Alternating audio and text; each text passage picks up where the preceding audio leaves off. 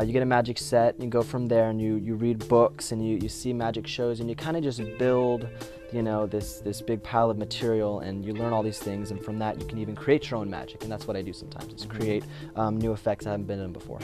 Curtains would open on stage and there'd be these 3 swords, and I'd put the girl on top of the swords, on the tips of these swords, and then one by one removing the swords until she's left on her neck balanced by one, suspended in midair. I mean, such an easy question, huh? It is, it's a very broad question. I guess the type of magic we're talking about tonight is the art of illusion. It's creating the impossible with normal objects, you know, sort of bending reality and the laws of physics and stuff like that for people's entertainment and joy.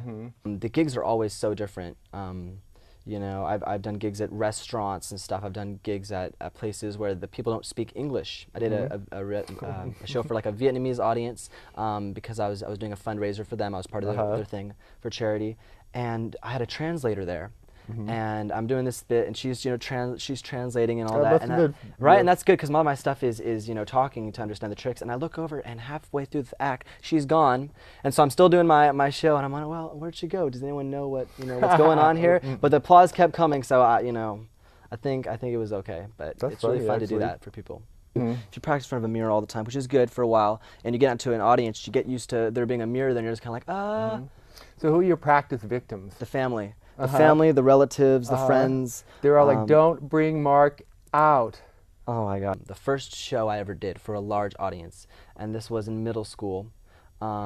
And it was the biggest audience that I've ever in middle school, and this was the biggest audience I'd ever done, and I was terrified during like desperate dress rehearsals. I couldn't, you know, my hands were shaking so bad I couldn't handle my props.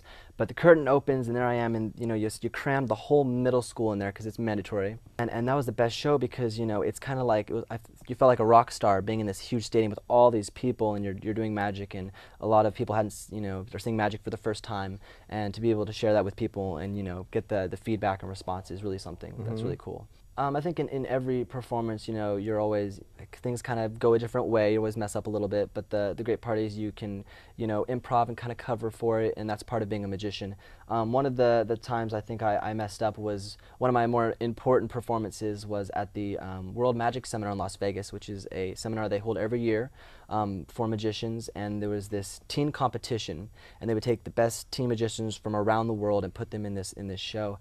And I got up there and I was doing this, you know, costume change, and I was trying to make it the quickest that had ever, you know, been. You know, I was like, I'm gonna set this, you know, record, blah blah blah. And I'd never done a quick change before, and I'm up there, and you know, things just kind of, we'll get into details, but things just kind of go wrong. I was able to play it off, but it was kind of iffy. I covered for it well. I don't think anyone noticed. That was pretty scary. Magic shops all around the area. If you get in hold with them in your magic shops, I'm sure they'll, you know, tell you about some stuff that's going on. You can also look it up online, different magic clubs, and the information is there. All right. Well, thank you very much for coming on the show. Thank you so much for having me. What's Up With That? Thank you.